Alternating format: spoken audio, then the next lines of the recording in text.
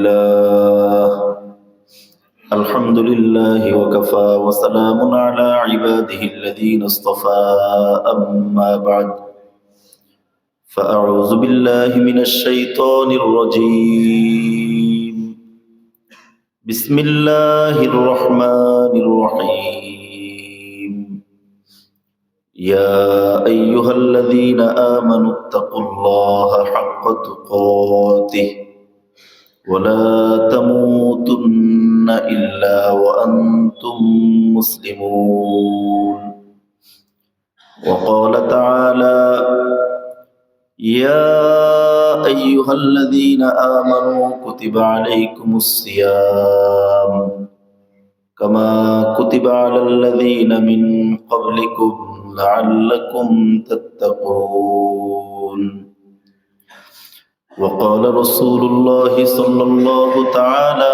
عليه وسلم إن أولى الناس بي يوم القيامة المتقون صدق الله مولانا العظيم وصدق رسوله النبي الكريم ونحن على ذلك لمن الشاهدين والشاكرين والحمد لله رب العالمين اللهم صل على محمد وعلى آل محمد كما صليت على إبراهيم وعلى آل إبراهيم إنك حميد مجيد اللهم بارك على محمد وعلى آل محمد كما باركت على إبراهيم وعلى آل إبراهيم إنك حميد مجيد نستعين بالله ونتوكل عليه حسبنا الله ونعم الوكيل نعم المولى ونعم النصير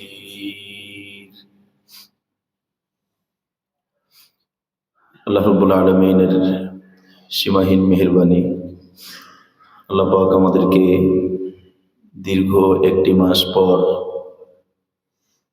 মাহে রমজানকে সামনে নিয়ে অত্যন্ত গুরুত্বপূর্ণ মাকসাদ, অত্যন্ত দামি উদ্দেশ্য, দামি টার্গেট, দামি ফিকির, জীবন বদলে দেওয়ার মহৎ স্বপ্ন এবং সুন্দর পরিকল্পনা নিয়ে একটি দ্বীনি মজলিসে, আত্মসংশোধনের মজলিসে একত্রিত হওয়ার সুযোগ দিয়েছেন। এজন্য আমরা দিল থেকে মহাব্বতের সাথে শুকরিয়া আদায় করি, আলহামদুলিল্লাহ। আজকের এই মজলিসটি আমাদের জন্য অনেক গুরুত্বপূর্ণ, কারণ মাহে রমজান সামনে, আর আগামী মাস রমজান মাস আমাদের মজলিস হয় না। তো মাহে রমজানের আগে কিছু দিনই খোরাক, কিছু দিনই কথাবার্তা বলা যেন আমাদের সবার ফায়দা হয়ে যায়, যেন আমাদের জীবনের ভিতরে প্রভাব ফেলে, এই কথাগুলো যেন আমাদের জীবনের মধ্যে রেখাপাত করে। আল্লাহ রাব্বুল আলামিন আমাদের সকলকে তৌফিক দান করেন। আমরা এখানে যারা আসি, আমরা কেউ আসি না, আমাদেরকে আল্লাহ আনেন। কেউ আসে না, রব্বুল আলামিন আনেন, আল্লাহ পাক আনেন, এজন্য আমরা আসতে পেরেছি। অনেক ভাই মেসেজ দেন যে হযরত আসতে পারতেছি না। তো আসলে আসতে পারতেছি আর আসতে পারতেছি না বিষয়টা এরকম না। বিষয়টা হলো আল্লাহ পাক কাউকে আনতেছেন, আল্লাহ পাক কাউকে আনতেছেন না। আল্লাহ পাক যদি কাউকে আনেন, অনেক দূর থেকেও আনেন, আর আল্লাহ পাক যদি কাউকে না আনেন, কাছের থেকেও সে আসতে পারে না। তো এজন্য আল্লাহ রাব্বুল আলামিন এই সমস্ত দ্বীনি মজলিসে, যেখানে আল্লাহ পাকের জিকির হয়, যেখানে আল্লাহ পাকের স্মরণ হয়, যেখানে আল্লাহ রাব্বুল আলামিনের বড়ত্বের আলোচনা হয়, যেখানে আল্লাহর সাথে বান্দার সম্পর্ক জোড়ানোর আলোচনা হয়, যেখানে দিলের ভিতরে আল্লাহকে স্থান দেওয়ার আলোচনা হয়, যেখানে দিল থেকে গায়রুল্লাহ বের করার আলোচনা হয়, এই সমস্ত মজলিস আল্লাহ রাব্বুল আলামিনের কাছে অনেক দামি। হাদিসের মধ্যে আসছে, মুসনাদে আহমদের হাদিস, আল্লাহ রাব্বুল আলামিনের পক্ষ থেকে নির্ধারিত কিছু ফেরেশতাই থাকে যারা আল্লাহ পাকের পক্ষ থেকে এই গোটা পৃথিবীর মধ্যে বিচরণ করতে থাকে। তাদের কাজই হলো এই সমস্ত মজলিসগুলো খুঁজে খুঁজে বের করা এবং এর একটা আপডেট আল্লাহ রাব্বুল আলামিনের কাছে দেওয়া।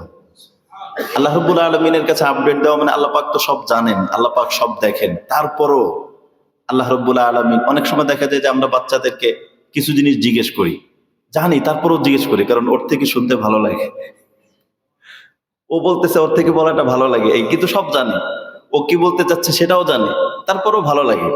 আল্লাহ রাব্বুল আলামিন বান্দাদেরকে মোহাব্বত করে কিছু বিষয়ে ফেরেশতাদের সাথে আলোচনা করেন, কারণ মোহাব্বতের সবকিছুই ভিন্ন রকম হয়। মোহাব্বতের আজীব একটা মেজাজ হয়, আজীব একটা তরিকা হয়।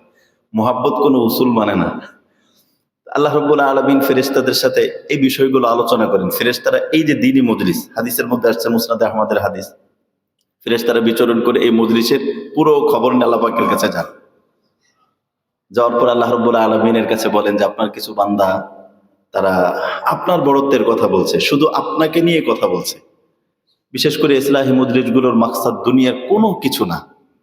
এমনকি কিতাবের ভিতরে আসছে যে শায়েকের মাকসাদও মানুষ বেশি হোক, মানুষ, হ্যাঁ একটা হলো বেশি মানুষ হইলে ফায়দা বেশি, সেটা ভিন্ন জিনিস। অনেক সময় দেখা যায় কেউ না আসলে আমরা তাকে মিস করি, কেন? ভালো কিছু কথা, উস্তাদরা যখন নাকি ভালো কোনো ক্লাস করে, ভালো কোনো কথা বলেন, তখন চিন্তা করিস আমার আজকে অমুক ছাত্রটা নাই। এমনও হয় অনেক সময় ছাত্রের কারণে গুরুত্বপূর্ণ কিছু কথা বলে না, যে আজকে ওই ছাত্রটা নাই, আসলে পরে বলবো। তো অনেক সময় দেখা যায় যে কাউকে না দেখলে মানে খুব ইয়ে লাগে যে আজকে এত ভালো একটা কথা ছুটে গেল, এই জন্য আমরা অনেক সময় কাউকে মিস করি বা কাউকে খবর দেই। তো এরকম হয় যে শায়েখের দিলের ভিতরেও শুধুই আল্লাহর জন্য কথা বলা। কোনো মানুষ কে শুনবে কে না শুনবে, কে কি করবে না করবে, এরকম কোনো মাকসাদ, শুধুই আল্লাহর জন্য। একজন হইলেও যা, 1 কোটি হইলেও তা, শুধুই আল্লাহর জন্য। তো যখন নাকি কোনো মজলিসের মাকসাদ যারা শুনবে তাদের মাকসাদও আল্লাহ, আর যারা বলবে তাদের মাকসাদও আল্লাহ, যারা আয়োজন করবে তাদের মাকসাদও আল্লাহ, ওই মজলিস আল্লাহ পাকের কাছে অনেক দামি হয়ে যায়। আমাদের দেশের ভিতরে এরকম মজলিস খুব কম। যে বলছে তার মাকসাদও আল্লাহ, কোনো সুনাম সুখ্যাতি না, আর যে শুনছে তার মাকসাদও আল্লাহ, আর আয়োজক কমিটি শুধু বারবার তাকায় দেখতেছে লোক কত হয়েছে, কত কালেকশন হইতে পারে, এরকম না, টার্গেটই দিয়ে দেয়। ব্যাপকভাবে চলতেছে, 1-2টা হয়তো ভিন্ন হইতে পারে, ব্যাপকভাবে চলতেছে, টার্গেট দিয়ে দেয় হুজুর কালেকশন কিন্তু করতে হবে। তো মাকসাদের শুরুই যদি কালেকশন থাকে তাহলে তো টাকাই কালেকশন হয়, দিন কালেকশন করতে হবে। এটা আমাদের দেশের ভিতরে চলতেছে। যাই হোক, তো যেই মজলিসগুলোর মাকসাদ হলো শুধুই আল্লাহ, এরকম মজলিস আমরা মনে করি অনেক, কিন্তু কম। এই মজলিসগুলোর থেকে ফেরেশতারা যখন আল্লাহ রাব্বুল আলামিনের কাছে যায়, তখন হাদিসের মধ্যে আসছে, তখন আল্লাহ রাব্বুল আলামিন তাদের সাথে কথাটা এভাবে শুরু করেন যে আমার বান্দারা কি চায়, মূলত ওদের টার্গেট কি, ওদের লক্ষ্যবস্তু কি, ওরা কি কোনো ভোট চাইতেছে, কি করে, কিসের জন্য একত্রিত হয়েছে। অনেক একত্রিত হওয়ার তো বিভিন্ন কারণ আছে, বিভিন্ন লক্ষ্য উপলক্ষ্য থাকে একত্রিত হওয়ার, ওদের লক্ষ্যটা কি? তখন ফেরেশতারা বলে যে আল্লাহ এদের লক্ষ্য, এরা আপনার কাছে জান্নাত আশা করে আর আপনার জাহান্নামের ভয় করে। তখন আল্লাহ রাব্বুল আলামিন বলেন যে আল্লাহ, মানে আশ্চর্য, এরা তো জান্নাত দেখেও নেই, জাহান্নামও দেখে নেই, তা না দেখেই এরকম একত্রিত হয়ে গেছে, জান্নাত চাইতেছে, জাহান্নাম থেকে ভয় পাইতেছে, যদি দেখতো তাহলে কেমন হইতো? তখন ফেরেশতারা বলে দেখলে তো এদের আগ্রহের মাত্রা আরো বেশি হতো। তখন আল্লাহ রাব্বুল আলামিন ওই ফেরেশতাদেরকে সাক্ষী রেখে বলেন যে তোমরা সাক্ষী থেকো, আমি এদের সবাইকে, এরা যা চায় যে জান্নাত, ওই জান্নাত আমি এদেরকে অপরিহার্য করে দিলাম। আর এরা যে জিনিসের থেকে বিরত মানে চায়, জাহান্নাম থেকে, এটাও তাদের জন্য চিরতরে, তাদের জন্য হারাম এবং তাদের জন্য নিষিদ্ধ করে দিলাম। তখন ফেরেশতারা আবার নিজের থেকে একটু কথা বলে যে আল্লাহ ইন্না ফিহি মা'আবদুল খতা, যে এদের মধ্যে একজন মানুষ আছে যে অনেক বেশি গুনাহগার। অনেক বেশি গুনাহগার, সাধারণ মানুষ থেকে অনেক বেশি। আর উনি আসছেও যে জীবন পাল্টাইতে এরকম না, অন্য কোনো মাকসাদে আসছিল, চিন্তা করছে লোকজন বসা আছে একটু শুনে যাই।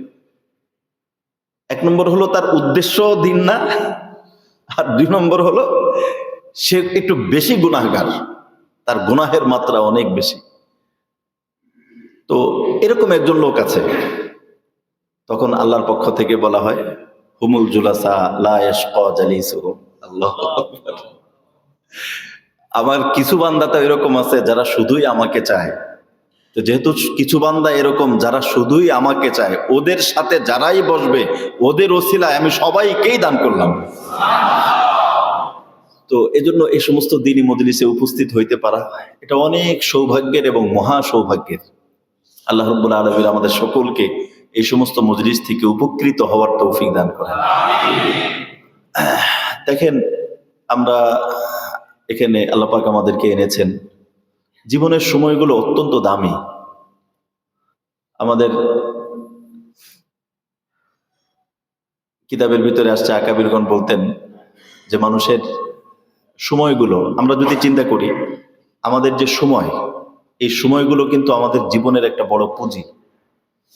একজন ব্যবসায়ীর কাছে তার পুঁজিটা, তার মূলধন অনেক গুরুত্বপূর্ণ। এক নম্বর হলো ব্যবসায়ী চিন্তা করে একজনের কাছে 1000 কোটি টাকা আছে, কথার কথা 100 কোটি টাকা আছে, 1 বছর পর্যন্ত ওই টাকাটা পড়ে আছে। তো মানুষ কি তাকে নির্বোধ বলবে না যে তুমি টাকাটা খাটাও, এই টাকা দিয়ে তুমি অনেক কিছু করতে পারো? ব্যবসায়ীদের থিওরি হচ্ছে টাকা দিয়ে টাকা, আরো টাকা আসুক, এই টাকা ব্যবসায় লাগাইতে পারে, বিভিন্ন ভাবে করতে পারে, মুজারাবাই দিতে পারে, মুশারাকায় দিতে পারে, কোনো না কোনো ব্যবসা করে টাকা বাড়াইতে পারে। তো যারা দুনিয়াদার, তারা এই টাকা পয়সা বেকার রাখে না, এটাকে কাজে লাগায় মূলধন বাড়ানোর চেষ্টা করে, অথবা এটার মাধ্যমে সে আরো উপকৃত হওয়ার চেষ্টা করে। আমাদের জীবনের মূলধন, পুঁজির নাম হলো আমাদের হায়াত।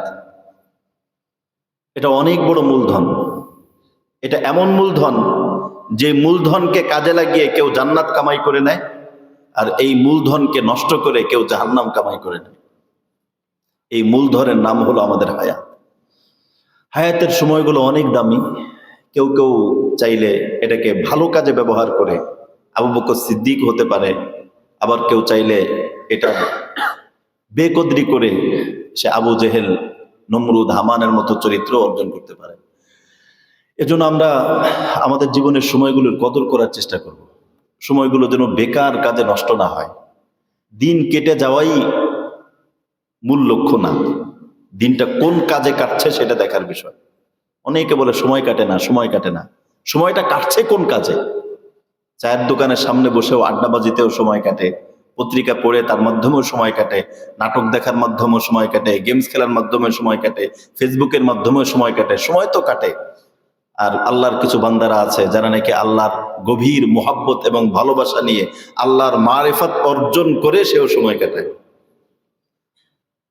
তার ভিতরে এমন হয়ে যায়, কিতাবের ভিতরে লিখছে, জালালউদ্দিন রুমি রহমতুল্লাহ আলাইহির সাথে যখন শামসুদ্দিন তাবরিজি রহমতুল্লাহ আলাইহি ওনার দেখা হয়, প্রথমে তো ঘটনা আগে একদিন বলছিলাম, উনি জালালউদ্দিন রুমি রহমতুল্লাহ আলাইহি উনি অনেক বড় আলেম ছিলেন, আর শামসুদ্দিন তাবরিজি রহমতুল্লাহ আলাইহি ওনার ভিতরে আল্লাহ রাব্বুল আলামিনের উলুম ও মারিফাত এত গভীর ছিল, উনি খুঁজতেছিলেন যে আল্লাহ আমার এই মোহাব্বতের আমানত, আমি একজন ব্যক্তি খুঁজি যার কাছে আমি আমানতটা রেখে যাব, একজন মানুষ চাই যার কাছে মোহাব্বতের আমানতটা রেখে যাব। ওনার বয়স তখন 60-এর ঊর্ধ্বে, শামসুদ্দিন তাবরিজি রহমতুল্লাহ আলাইহি 60-এর ঊর্ধ্বে।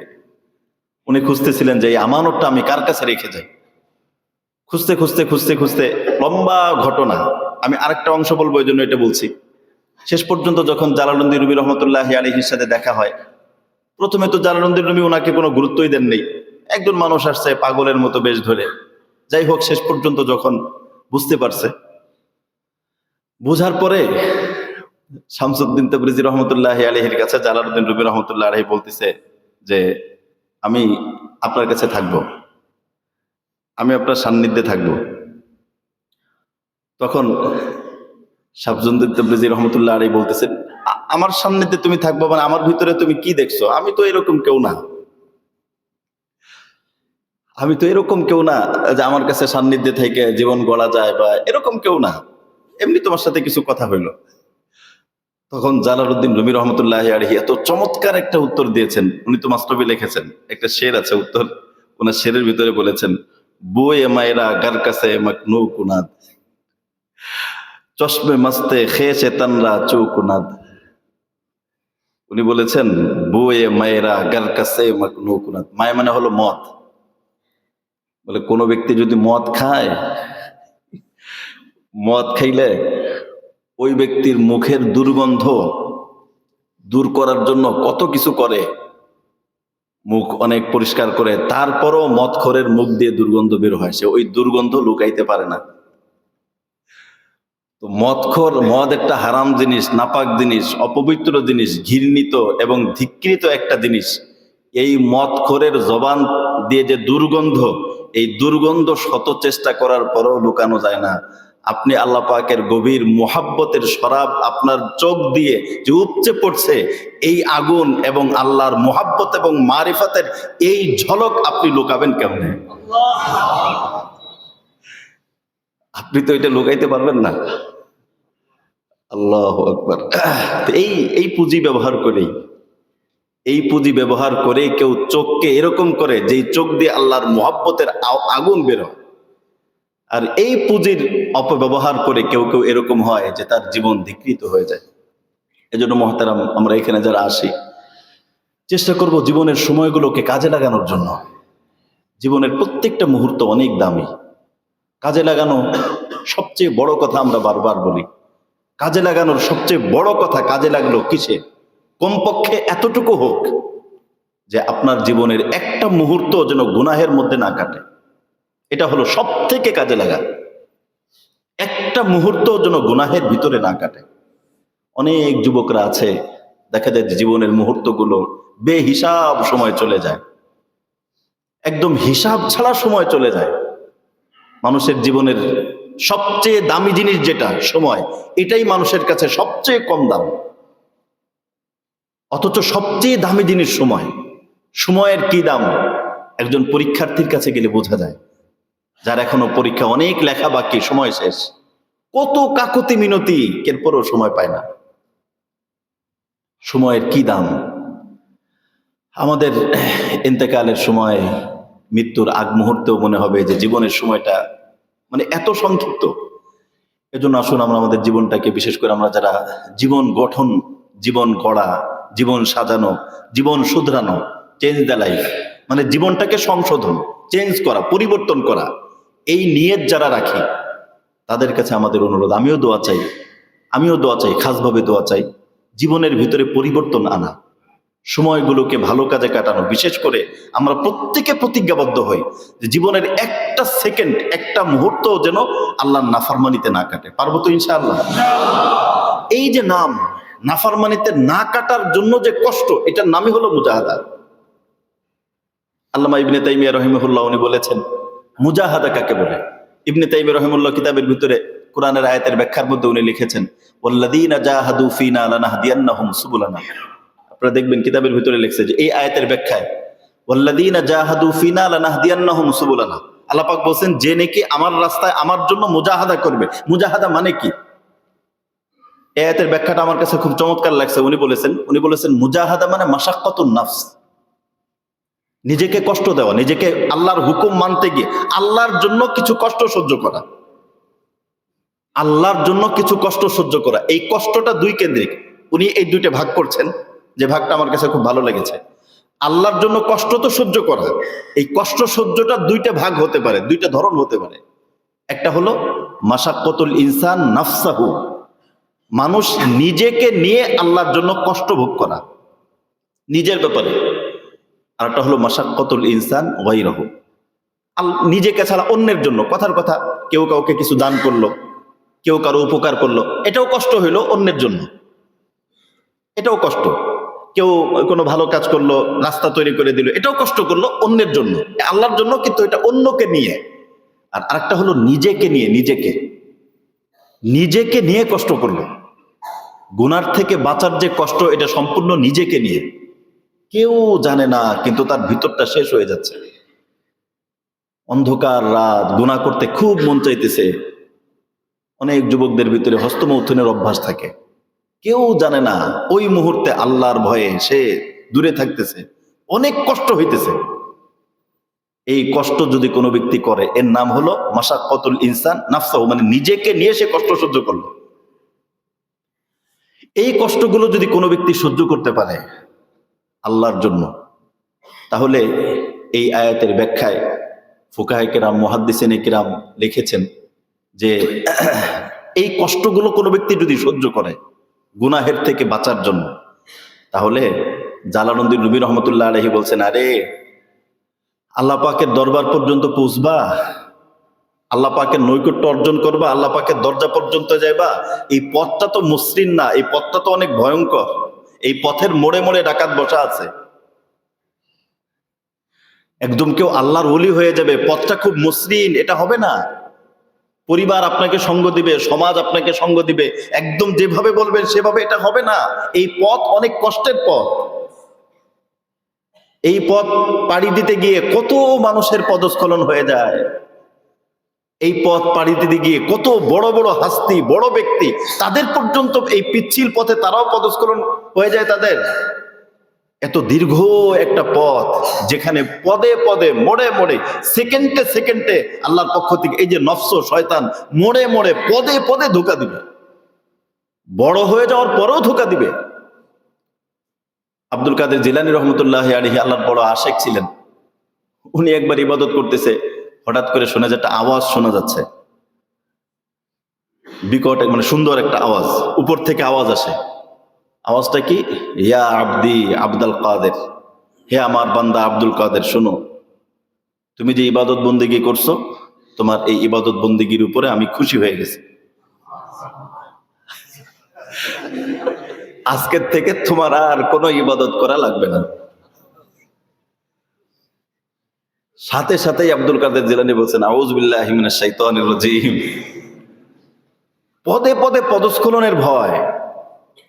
আপনি আল্লাহ পর্যন্ত পৌঁছে যাবেন। আমরা যে বারবার বলি যে দ্বীনি মজলিসের সাথে লেগে থাকা, দ্বীনি টাচে থাকা। মিরপুরে কোনো ব্যক্তি থাকবে আর সে জুমার নামাজ আমাদের পিছনে পড়বে না, এটা কেমনে হয়? এটা তো হইতেই পারে না। আবার ওই লোক যদি বলে আমি আপনাকে মোহাব্বত করি, আমার কাছে দিল থেকে তারে মুনাফিক মনে হয়। আল্লাহর কসম, আল্লাহর 99 নামের কসম করে কইতে পারি, আমার দিল থেকে তাকে মুনাফিক মনে হয়। যদি তার কোনো ওজন না থাকে, ওজন থাকলে ভিন্ন জিনিস, ওজন না থাকলে ভিন্ন জিনিস। এতটুকু কষ্ট করা যাবে না। সপ্তাহে একদিন, আপনারা বলেন মোবাইলের চার্জ মাসে একবার দিলে হয়ে যায় না?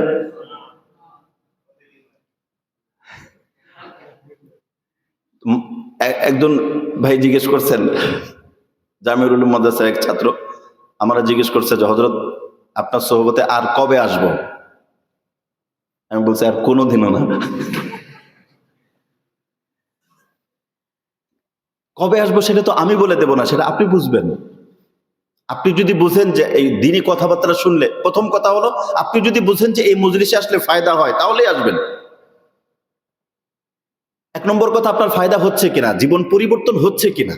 আর দুই নম্বর, আপনি যদি বুঝেন যে এই মজলিসে আসলে দিনই কথা বললে, দিনই কথা শুনলে, অথবা শায়েখের কাছে গেলে 3 দিন ভালো থাকি, তাহলে বোঝা গেল আপনার চার্জ 3 দিন চলে। আপনার মোবাইলের লেভেল এই, আপনার জীবনের লেভেল এই, 3 দিন ভালো থাকে। যদি কেউ বোঝেন 1 সপ্তাহ ভালো থাকে, বুঝবেন আপনারটা আর একটু ভালো, 1 সপ্তাহ ভালো থাকে। চার্জ শেষ হয়ে গেলে আবার আসবেন, শেষ। আশরাফ আলী থানভী রহমতুল্লাহ আলাইহি খুব সহজভাবে উদাহরণ দিয়েছেন। উনি নিজেকে মানে চমৎকার ভাবে উপস্থাপন করে বলেছেন, এক সালেক এসে বলছে যে হযরত আপনার কাছে আসলে আপনার কথাবার্তা শুনলে অনেক ভালো লাগে, দিল একদম পরিবর্তন হয়ে যায়, কিন্তু পরে আবার এটা থাকে না। উনি বলছেন সমস্যা কি? এরকম যখন দিল আবার খারাপ হয়ে যায় আবার আসবেন, আমি ধুপার মতো। ধুপার কাছে গেলে ধুপা এরকম কাপড় ফ্রেশ করে দেয় না, আমাদের কাছে আসবেন, আমরা চেষ্টা করে আপনাদের জীবনের যে ময়লাগুলো এগুলো দূর করার চেষ্টা করব। তো এরকম, এই জন্য আমরা বলি যে মাঝে মাঝে সময় দেওয়া।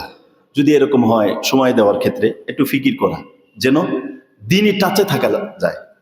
দিনই টাচে থাকলে দিনের উপর চলা সহজ হয়।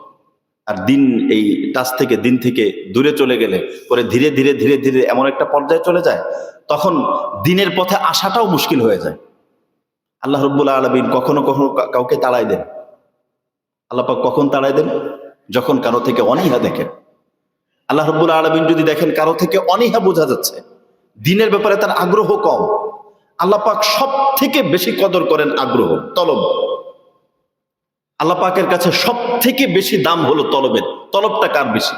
এজন্য কিতাবের ভিতরে লেখছে, কেউ কোনো শায়েখ কোনো এলাকায় যেয়ে বয়ান করা আর এলাকার মানুষ শায়েখের কাছে এসে বয়ান শোনা, এটার মধ্যে ফায়দা বেশি হয়, কারণ এখানে কষ্ট বেশি। এই কথা বুঝতেছেন না? ওয়াল্লাযীনা জাহাদু ফিনা লানাহদিয়ান্নাহুম সুবুলানা, মুজাহাদা এখানে বেশি। মুজাহাদার বিভিন্ন ধরন আছে, বুঝতেছেন সবাই? অনেক গুরুত্বপূর্ণ কিছু কথা মনে পড়তেছে, বলে দেই। মুজাহাদার বিভিন্ন ধরন আছে। একটা মুজাহাদার ধরন, মনে করেন কেউ আসলোই না, বয়ান শূন্য, বাসায় বসে বসে চিন্তা করছে অনলাইনে তো হয় পাওয়া যাবে, শুনে নেবো, শুয়ে শুয়ে শুয়ে শুয়ে শুনতেছে। আর একজন কষ্ট করে এখানে এসে শুনতেছে। বলেন তো দুইজনের আগ্রহ কি এক? আবার একজন এখানে আসছে, আসার পরে হয়তো রাত্রে থাকে নেই, চলে গেছে, শেষ। আর একজন রাত্রেও আছে, দুইজনের কি এক? আর একজন হলো আসছে চলে গেছে, পরে আর যোগাযোগ রাখে না। এই যে বায়াত হয়, অনেক ভাই বায়াত হয়ে চলে যায়, কিন্তু পরে আর যোগাযোগ রাখে না। এই লোকের উদাহরণ হলো এরকম যে ডাক্তারের কাছে গিয়েছে, ডাক্তারের থেকে প্রেসক্রিপশন নিয়েছে, অনেক ওষুধ নিয়েছে, কিন্তু ওষুধ কিনে নেই, খায় নাই। ডাক্তার দেখাইছে, ডাক্তার অনেক সুন্দর কথা বলছে, এই করতে হবে সব শুনছে, কিন্তু ওষুধ খায় নাই। কি বলেন, খুব দ্রুত রোগ সেরে যাবে না? তো আমরা চেষ্টা করব জীবনের সময়গুলোকে এইভাবে কাজে লাগানোর জন্য, মুজাহাদাটা যেন বেশি হয়। পদে পদে মুজাহাদা যত বেশি হবে। জালালউদ্দিন রুমি রহমতুল্লাহ আলাইহি বলছেন যে এই যে পথ, দীর্ঘ পথ, এই পথে অনেক মসৃণ পথ না, অনেক কণ্টাকা কীর্ণ পথ। কি বলে না? কণ্টাকা কীর্ণ পথ মানে অনেক কাটা বিছানো এবং খুব পিচ্ছিল পথ। এখানে অনেক বড় বড় ব্যক্তিরাও পদস্খলন করছে। এখানে যদি তুমি চাও, দুইটা জিনিস আল্লাহ রাব্বুল আলামিনের পক্ষ থেকে রাহাবারি দুই ভাবে হয়। একটা হলো আল্লাহ রাব্বুল আলামিন কাউকে হিদায়াতের পথ বাতলে দেন। হিদায়াতের পথ আল্লাহ রাব্বুল, পুরো কোরআন, পুরো শরীয়তে আল্লাহর পক্ষ থেকে হিদায়াতের পথ বাতলে দেওয়া, আল্লাহ রাব্বুল আলামিনের পক্ষ থেকে হিদায়াতের পথ বাতলে দেওয়া। ফাবিহুদাহু মুক্তাদি, সবাইকে আল্লাহ পাক হিদায়াতের পথ বাতলে দিয়েছেন, যার মন চায় সে অনুসরণ করবে। হুজুর সামনে আসেন। আল্লাহ রাব্বুল আলামিনের পক্ষ থেকে হিদায়াতের পথ বাতলে দেওয়া আছে, যার মন চায় সে গ্রহণ করবে, যার মন চায় গ্রহণ করবে না। এই কোরআন একটু খেয়াল করেন, এই কোরআন আল্লাহ পাকের পক্ষ থেকে হিদায়াতের পথ বাতলে দেওয়া, যার মন চায় গ্রহণ করবে, যার মন চায় গ্রহণ করবে না। কিন্তু আল্লামা ইবনে তাইমিয়া রাহিমাহুল্লাহ লিখেছেন, এখানে আল্লাহ পাক যে বললেন ওয়াল্লাযীনা জাহাদু ফিনা লানাহদিয়ান্নাহুম সুবুলানা, আল্লাহ পাক বলছেন কোন ব্যক্তি যদি মুজাহাদা করে, কষ্ট সহ্য করে, তাহলে আল্লাহ পাকের হিদায়াত দেওয়া পথ দেখানোর পদ্ধতি দুইটা। একটা হলো সবাইকে যেরকম পথ দেখাইছেন, এটা জান্নাতের পথ, এটা জাহান্নামের পথ, এটা আল্লাহ পাক পথ দেখান। আর আল্লাহ পাকের আরেকটা পথ দেখানোর পদ্ধতি আছে। কোন ব্যক্তি যদি জীবন গড়ার জন্য, গুনাহের থেকে বাঁচার জন্য কষ্ট সহ্য করে, এই কষ্ট সহ্য করতে করতে মুজাহাদা করতে করতে সে যখন সত্যি কষ্ট সহ্য করে, রব্বুল আলামিন শুধু তাকে পথ দেখাই দেন না, আল্লাহ পাক নিজ কুদরতে তাকে গন্তব্যে পৌঁছায় দেন, সে গন্তব্যে পৌঁছে যায়। তো মুজাহাদা কষ্ট তো করতেই হবে, কষ্ট না করলে তো আল্লাহ পাক গন্তব্যে পৌঁছান না। গন্তব্যে পৌঁছে তখন পার্থক্যটা কি হয়? আগে যে গুনাহটা করতে অনেক কষ্ট হইতো, এখন দেখা যায় গুনাহের আসবাবই নাই, চেষ্টা করলেও গুনাহ করতে পারতেছে না। অনেকের এরকম হয় যে চেষ্টা করতেছে গুনাহ করবে, কিন্তু কেমনে যেন গুনাহের দরজা বন্ধ হয়ে গেল। মানে আল্লাহ পাক বলছেন তোরে আর আমি ওই দিকে যাইতে দিব না। আল্লাহ, মহব্বতের ভাষা আছে না, এই তুমি আমাকে ছেড়ে কোথায় যাবে? আমাদের হযরতুল্লাহ খুব রোমান্টিক ভাবে বলেন, তুমি আমার, আমি তোমার, অন্য কারো না। তুমি তো আমার, তুমি আমাকে ছাড়া অন্য কোন দিক যাবে? আল্লাহ পাক তাকে হিফাজত করেন। এজন্য যদিও বোঝা যায় যে কেউ অলৌকিক ভাবে গুনাহের থেকে বাঁচতে পারতেছে, যদি কেউ বুঝতে পারে যে গুনাহের থেকে বাঁচতে পারতেছে, কেমনে যেন গুনাহের থেকে বাঁচা সহজ হয়ে যাচ্ছে, বিভিন্ন ভাবে হতে পারে। এক ভাই শুনাইছে, আমার কাছে খুবই ভালো লাগছে যে এক ভাই আমার কাছে, আমাদের বায়াতের দোয়ানের খুব মাশাআল্লাহ ভাই জীবন পরিবর্তনের জন্য চেষ্টা করছে। ভাই বলছে যে হযরত আমি একবার মানে একটা গুনাহের করার ইচ্ছা করলাম, তো গুনাহ করার জন্য ইচ্ছা করছে, কথার কথা একটা সিগারেট খাবে ইচ্ছা করছে। প্রথমে চেষ্টা করছে, অনেকবার চেষ্টা করছে, পারেনি। পরে চিন্তা করছে দূর একটা সিগারেট খাই, যা হওয়ার হবে। বলে সিগারেট কেনার জন্য ছাদে গেছি, আমি সিগারেটটা কেবল ধরাবো, হঠাৎ করে দেখি যে উপরের থেকে একটা ঈগলের মতো একটা পাখি আমার দিকে কেমনে যেন আসতেছে। আমি ভয়তে ওই সিগারেট ফেলে দিয়ে নিচে চলে আসছি। এরপরে আমার দিলের ভিতরে একটা ভয় ঢুকছে যে আমি এই কাজে যাব না। আচ্ছা ঠিক আছে, বেশ কিছুদিন গেছে, বেশ কিছুদিন যাওয়ার পর আবার ভিতরে চার্জ শেষ হয়ে যায় না, চার্জ শেষ হয়ে যায়, আবার মনে হয়েছে। পরে চিন্তা করছে দেখে আবার যাই, আবার ছাদে গেছে, দোকানে থেকে একটা কিনছে। উনি বলে যে সাহেব অবাক হয়ে গেলাম যে আমি একটা নতুন মেস কিনে নিয়ে আসছি দোকান থেকে, কিন্তু আমি যখন নাকি মেসটা খুলছি দেখে যে একটা কাঠিও নাই, একটা কাঠিও নাই। এরপরে 3 নাম্বার দিনের জন্য কি একটা সমস্যা হয়েছে। তো এগুলো আলামত হলো আল্লাহ রাব্বুল আলামিন বলতেছেন, এই তুমি তো আমার, তোমার এই জবান খারাপ কাজের জন্য না, তোমার এই জবান তো আমার জিকিরের জন্য, আমি সুযোগ দিব না। তো কখনো কখনো এই মুজাহাদাটা বান্দা যখন করে, তো আল্লাহর পক্ষ থেকে এরকম রাহবারি হয়। যদি কেউ বুঝে যে সে গুনাহ করতে পারতেছে না, অথবা গুনাহের আসবাব বন্ধ হয়ে গেছে, কথার কথা প্রেম করতো, প্রেমিকা ছেড়ে চলে গেছে, মনে কষ্ট পাওয়ার কিছুই নেই, শুকরিয়া, সে বলবে আলহামদুলিল্লাহ। আরে ও যায় নাই, রব্বুল আলামিন তাকে খেদায় দিছে, দূর করে দিছে, আল্লাহ পাক তাকে দূর করে দিছে। আল্লাহ রাব্বুল আলামিন কেন দূর করলো? মুহাব্বতের মানুষ, বন্ধুত্ব সম্পর্ক এরকম হয় যে কাউকে মুহাব্বত করে চায় যে আমি তাকে মুহাব্বত করবো, আর কেউ না। এটা মুহাব্বতের মেজাজ, ঠিক না? আমি তাকে মুহাব্বত করব, এটি মুহাব্বতের মেজাজ। রব্বুল আলামিন চায় এই আমি তোমাকে মুহাব্বত করব, তুমি তো অন্য কারো মেসেজ লিখে রাত জাগবা না, তুমি তো আমার সিজদার মধ্যে রাত জাগবা। আল্লাহ রাব্বুল আলামিন এই ব্যবস্থা করে দেন। আর কোন ব্যক্তি যদি বুঝে যে তার গুনাহের বিভিন্ন অফার আসছে, সে যদি বুঝে কোনো না কোনো ভাবে গুনাহের অফার আসছে, মানে গুনাহ করা এখন সহজ, কোনো না কোনো ভাবে গুনাহ করা সহজ, তাহলে বুঝতে হবে আল্লাহ রাব্বুল আলামিন তাকে বিতাড়িত করে দিয়েছে। এটা অনেক ভয়ঙ্কর। এজন্য গুনাহের সুযোগ পাওয়া এটা খুব মানে দুর্ভাগ্যের।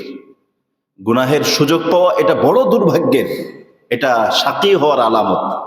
এটা আল্লাহর পক্ষ থেকে এজন্য দোয়া করা হয় না, ওয়ালা তাকিলনা ইলা আনফুসিনা তারফাতা আইন, আল্লাহ আপনি এক মুহূর্তের জন্য আমাদেরকে ছেড়ে দিয়েন না।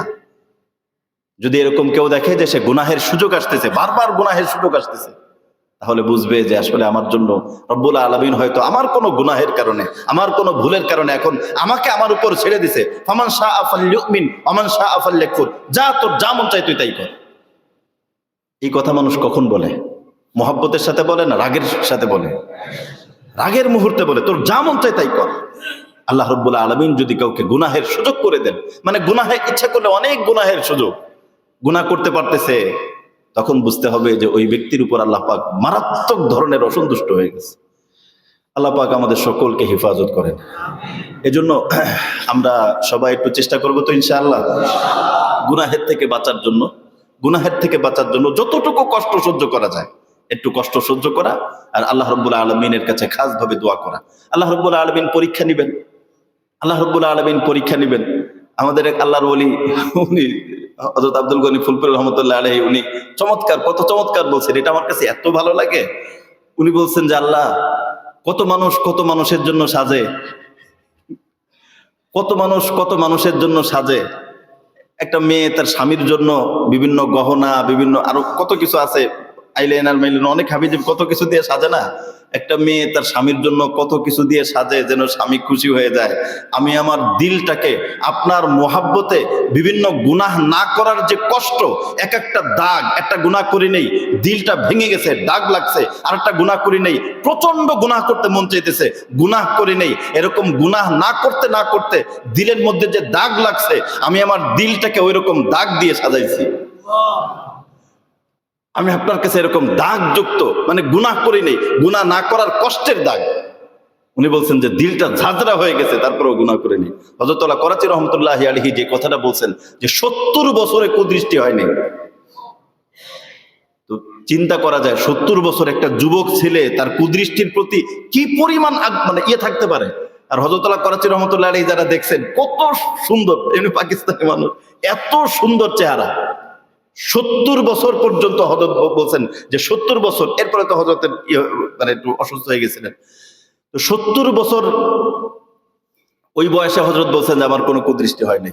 তো এই কুদৃষ্টি না করতে না করার কি পরিমাণ কষ্ট, এই কষ্ট সহ্য করতে করতে করতে করতে করতে করতে এজন্য এরকম গুনাহমুক্ত জীবন গড়ার যে কষ্ট, এই কষ্ট দিয়ে আমরা আমাদের দিলটাকে সাজাই। এতে কি হবে, আমাদের হযরত খুব রোমান্টিক ভাবে চমৎকার ভাবে বলেন যে কেউ যেন কারোর জন্য কষ্ট করে, কেউ যদি কারোর জন্য কষ্ট করে, নেতা যদি দেখে যে আমার কর্মী আমার জন্য মার খাইছে, তাহলে তার জন্য একটা স্পেশাল ইয়ে থাকে না যে আমার জন্য মার খাইলো, আমার জন্য কষ্ট সহ্য করলো। এবং আর একটা সহজ উদাহরণ, বাবা যখন দেখে যে ছোট ছেলে, বাবা যদি বলে যে এই এক গ্লাস পানি নিয়ে এসো, ছোট একটা বাচ্চা সে বাবার হুকুম মানতে গিয়ে, বাবার কথা মানতে গিয়ে গ্লাস নিয়ে দৌড় দিছে, হঠাৎ হাত থেকে গ্লাস পড়ে গেছে, গ্লাস পড়ে একদম কেটে গেছে, তখন বাবার কাছে কি পরিমাণ কষ্ট লাগে, মায়ের কাছে কি পরিমাণ কষ্ট লাগে, যারা আমার ছোট একটা বাচ্চা সে পারবে না, তারপর আমার কথা শুনে দৌড় দিছে। তখন হাত কেটে গেলে তখন বাবা এবং মা যেরকম ওই কাটা জায়গায় আদর করে দেয়, রব্বুল আলামিন যখন দেখেন যে আল্লাহর কোনো বান্দা আল্লাহর হুকুম মানতে গিয়ে কষ্ট লাগছে, আল্লাহর হুকুম মানতে গিয়ে দিলটা ভেঙে গেছে, রব্বুল আলামিন ওই ভাঙা দিলের মধ্যে আদর করে দেন। আল্লাহ পাকের পক্ষ থেকে আদর করে দেওয়া হয়। আল্লাহ রাব্বুল আলামিন যদি কাউকে আদর করে দেন, আল্লাহ রাব্বুল আলামিনের কাছে ওই ব্যক্তি কি পরিমাণ দামি হয়ে যায়। এজন্য আমরা মাহে রমজান আসতেছে, আমরা সবাই চেষ্টা করব আমাদের জীবনটাকে গুনাহমুক্ত করার জন্য। আমাদের জীবনটাকে গুনাহমুক্ত করতে যে পরিমাণ কষ্ট হোক, যত পরিমাণ কষ্ট হোক, সহ্য করতে রাজি থাকবো তো ইনশাআল্লাহ। সাহাবায়ে কেরাম কি পরিমাণ কষ্ট সহ্য করেছেন, সাহাবায়ে কেরাম কি পরিমাণ, হযরতে খুবাইব রাদিয়াল্লাহু তাআলা ওনাকে শুলিতে চড়ানো হচ্ছে, শুলিতে চড়ানো হচ্ছে, ওই মুহূর্তে জীবন চলে যাচ্ছে, ওই মুহূর্তে কি বলছে, ওয়ালাস্তু বালিহিনা উক্তালু মুসলিমা আলা আইয়ি শাক্কিন কানা লিল্লাহি মাসরাই। সামনে মাহে রমজান আসছে, মাহে রমজান আমরা এখানে যারা আসছি প্রত্যেকের কাছে অনুরোধ, আমিও দোয়া চাই, খাসভাবে সবার কাছেই দোয়া চাই, আল্লাহ রাব্বুল আলামিন যেন আমাদের সকলকে গুনাহ মুক্ত ফ্রেশ একটা রমজান কাটানোর তৌফিক দান করেন। এটার জন্য আমাদের কিছু করণীয়, কারণ রমজান মাস হলো ইবাদতের প্র্যাকটিস করা এবং ইবাদতকে অনুশীলন করার সুবর্ণ সুযোগ। কারণ তাসাউফের পরিভাষায়, সমস্ত সুফিয়ানে কিরামের পরিভাষায় 4 ভাবে মুজাহাদা হয়। একটা হলো কম খাওয়া, কম কথা বলা, কম ঘুমানো, মানুষের সাথে কম মিশা। এটা তাসাউফের পরিভাষায় সমস্ত সুফিয়ানে কিরাম মুজাহাদা, আমি যে মুজাহাদা করব, এই 4টা গুণ অর্জন করা ছাড়া কোনো ব্যক্তি আল্লাহর ওলি হইতে পারে না। মানে এই 4টা গুণ তার লাগবেই, কম খাওয়া, কম ঘুমানো, কম কথা বলা, মানুষের সাথে কম মিশা। আর এই 4টা গুণ যদি কারো থাকে তাহলে তার দ্বারা গুনাহ অনেক কমে যাবে। কারণ কম খাবার বেশি হইলেই তখন দেখা যায় যে হালাল হারামের বাছ বিচার থাকে না। আবার অনেক সময় দেখা যায় খাবারেরও কিছু চাহিদা থাকে, শরীর ভালো ভালো খাইলে শরীরেরও কিছু চাহিদা থাকে। এজন্যই তো হাদিসের মধ্যে আসছে যে কোনো ব্যক্তি যদি বিবাহের সামর্থ্য না রাখে তাহলে সে রোজা রাখবে, বিবাহের সামর্থ্য যদি কোনো ব্যক্তি না রাখে তাহলে সে রোজা রাখবে। কম খাওয়া, কম কথা বলা, কম কথা বলারও অভ্যাস করা চাই। অনেকের দেখা যায় বেশি কথার অভ্যাস, এটাও কিন্তু একটা রুহানি রোগ। অনেক বেশি কথা বলা, মানে টেপ রেকর্ডারের মতো চলতেছে চলতেছে চলতেছে, ঘরের বিষয় মনে করেন বাদে দিলাম, চলতেছে চলতেছে শুধু বেশি কথা। এতে দেখা যায় কথা যত বেশি হবে ভুল তত বেশি হবে, কথা যত বেশি হবে মানুষ কষ্ট পেতে পারে। এজন্য কথার ভিতরেও লাগামটা না। 3 নম্বর হলো ঘুমও একটু কম ঘুমানো।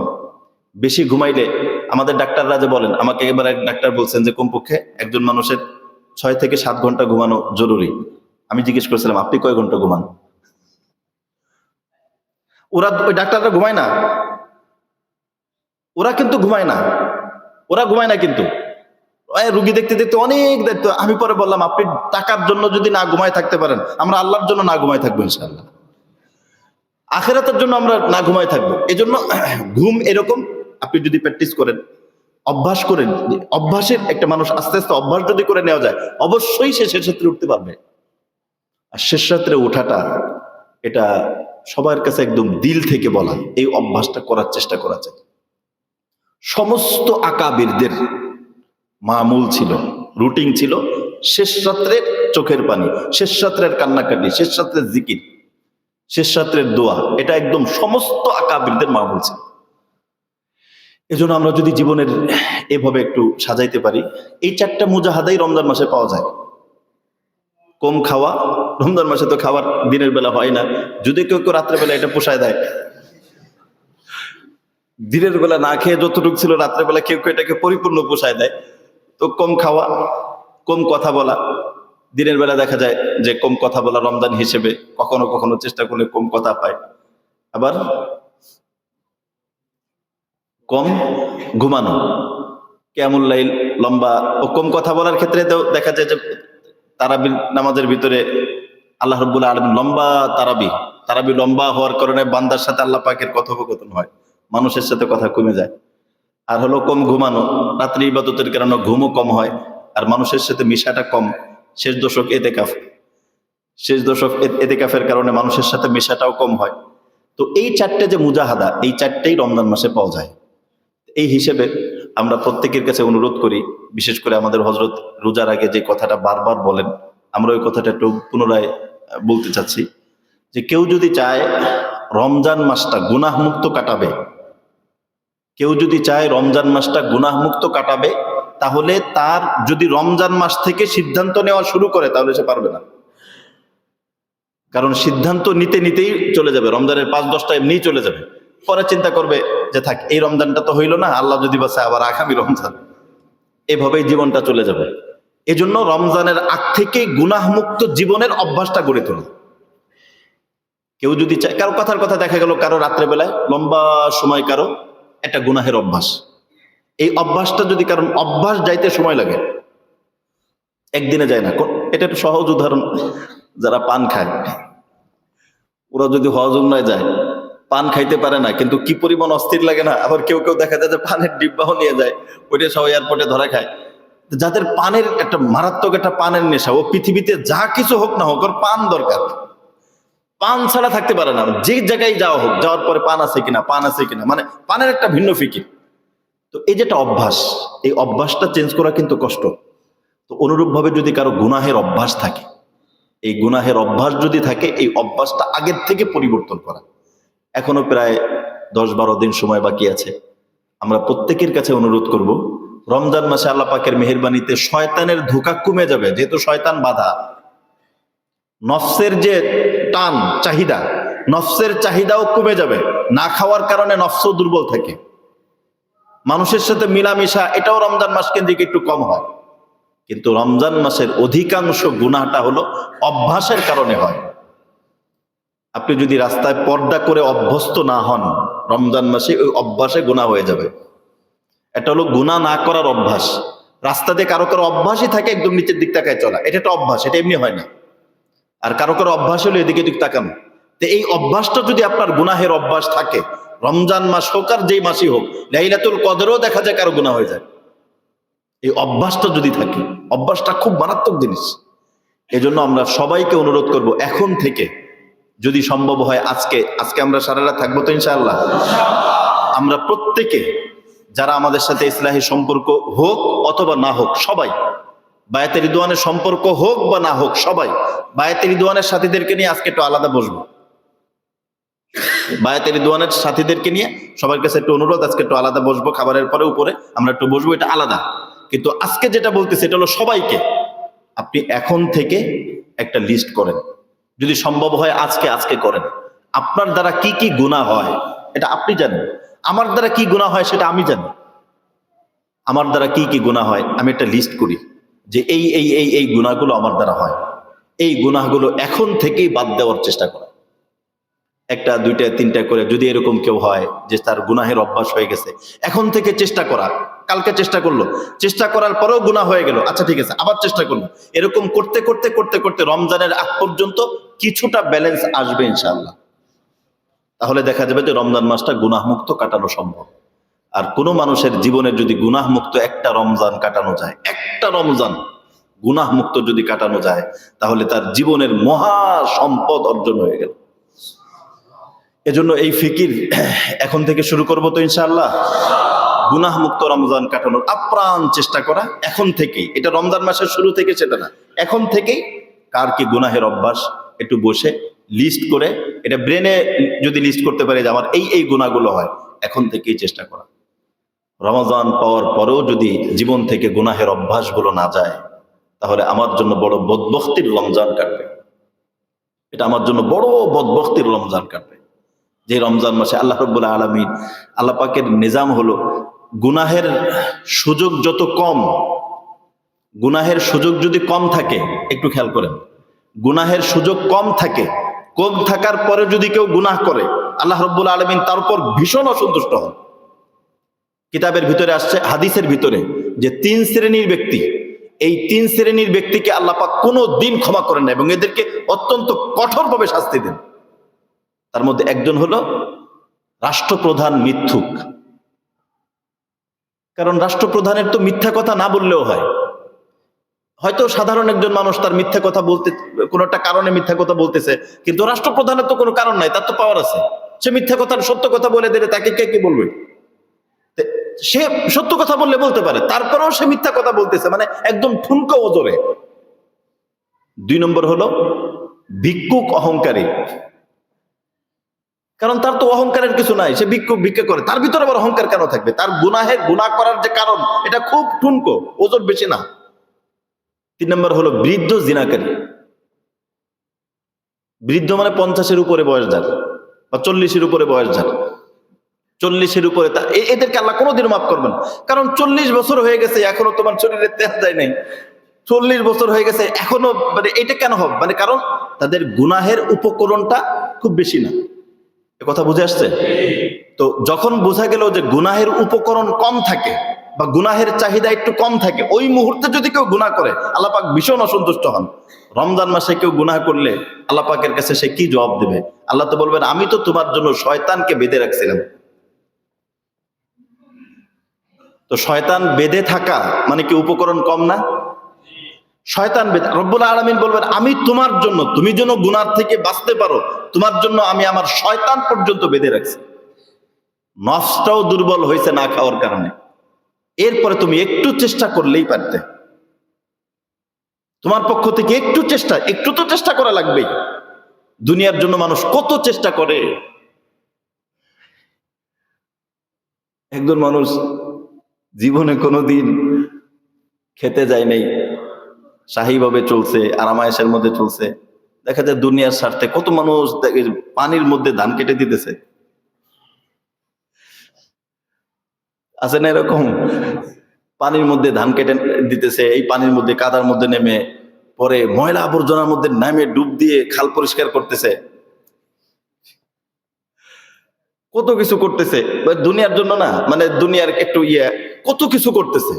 আল্লাহ রাব্বুল আলামিন যদি বলেন যে মানুষ যদি দুনিয়া কামানোর জন্য, দুনিয়ার কোনো পদ পদবীর জন্য যদি সে এই ঠান্ডা শীতের ভিতরে, যার অভ্যাস না, তারপরেও সে ওখানে ধান কাটার অভিনয় করতে পারে, ধান কাটতে পারে, পানির মধ্যে নামে পরিষ্কার করতে পারে, তা তুমি আমার সন্তুষ্টির জন্য, জান্নাতের জন্য একটু কষ্ট তোমার থেকে কেন হইল না?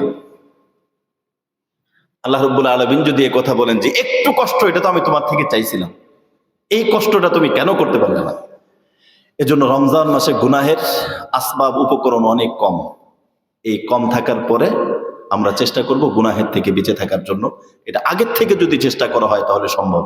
আর রমজান মাসে যদি প্র্যাকটিস হয়ে যায়, একবার যদি গুনাহ মুক্তির স্বাদ পেয়ে যায় কেউ, তাহলে সে আর গুনাহের দিকে যাবে না। একবার যদি কেউ গুনাহমুক্ত জীবনের স্বাদ পেয়ে যায়, এটা ভিন্ন একটা স্বাদ। গুনাহমুক্ত জীবনের স্বাদ একবার যদি কেউ পেয়ে যায়, তাহলে সে কোনো দিন ওই পথে আর যাবে না। তাহলে তার জীবন ফ্রেশ হয়ে যাবে, সুন্দর হয়ে যাবে। এজন্য আমরা গুনাহমুক্ত, আল্লাহ রাব্বুল আলামিন যেন আমাদেরকে গুনাহমুক্ত জীবনের প্রকৃত স্বাদ অর্জন করার তৌফিক দান করেন। এটা ভিন্ন ধরনের স্বাদ। এই নেশায় কোনো ব্যক্তি যদি পড়ে, তাহলে ওই যে গত কয়েকদিন আগেও বলছিলাম যে সাধারণ দুনিয়ার যে নেশা, মদের নেশায় নিজে মরে গেছে এরকম হয় না, মানুষ মেরে ফেলে, নিজে মরে যায় এরকম হয় না। আল্লাহ রাব্বুল আলামিনের মোহাব্বতের নেশা এমন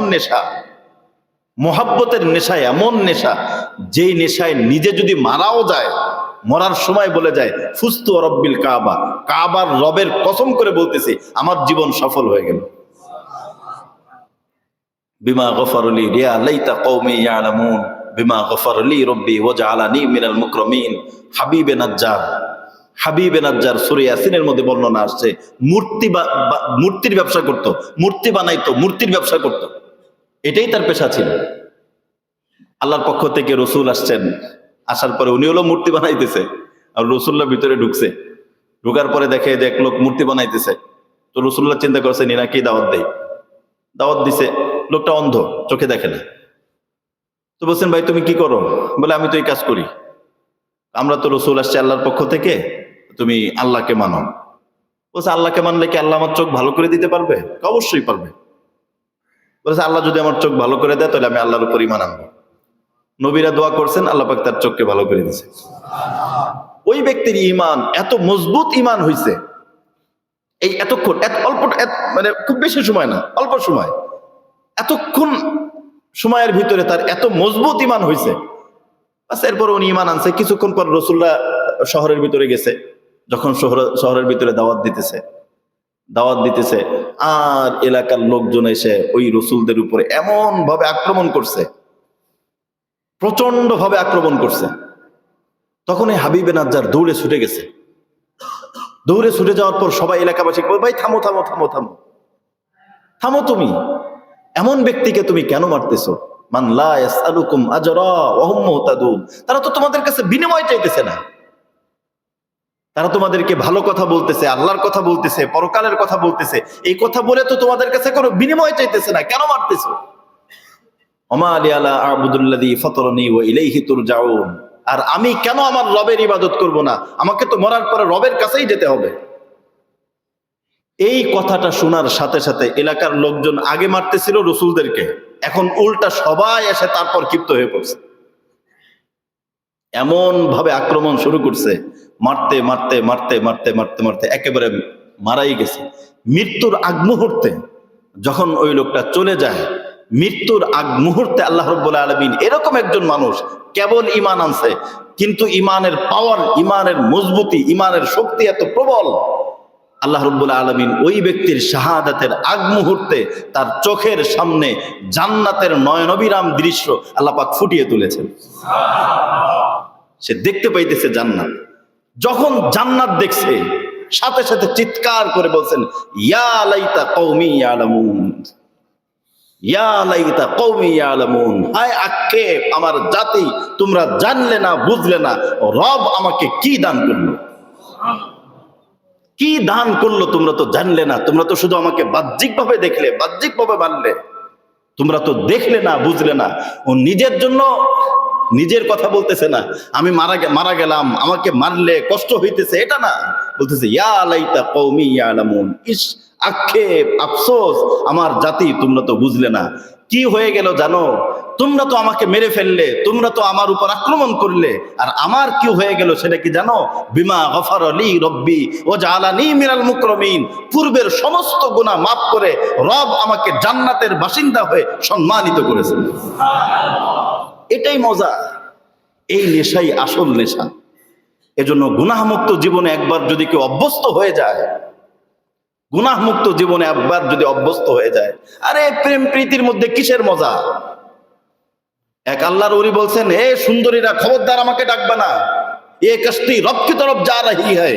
আমার এই জীবনের নৌকা রব্বুল আলামিনের ঘাটের দিকে ছুটতেছে, কোন দুনিয়ার নাপাক সুন্দর সুন্দরী আমাকে ডাকবে না, আমি তো রবের কাছে যাইতেছি, আমি রবের কাছে যাইতেছি, আমার এই জীবনের গতি রবের দিকে ছুটছে।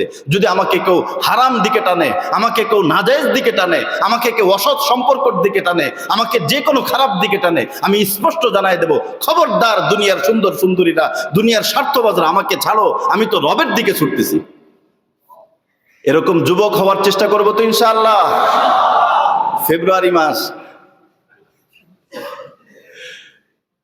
খবরদার যে যেদিকেই টানুক, যে যেদিকেই টানুক, আমি স্পষ্ট করে জানাই দেব, আমাকে তোমরা দুনিয়ার খারাপ উদ্দেশ্যে, খারাপ দিকে আমাকে টানো না, তোমরা খারাপ কোনো দিকে টানো না। আমি তো সিদ্ধান্ত নিয়েছি, ইয়ে কুস্তি মেরে রব কি তরফ যা রহি হ্যায়, আমার এই নৌকা আল্লাহর দিকে যাইতেছে। এরকম চেষ্টা করবো তো ইনশাআল্লাহ। আল্লাহ পাক যদি ইমানের মজা দিয়ে দেয়, আল্লাহ পাক যদি ইমানের স্বাদ দিয়ে দেয়, তাহলে দেখবো ইমান কত মজাদার জিনিস, কত আজীব জিনিস।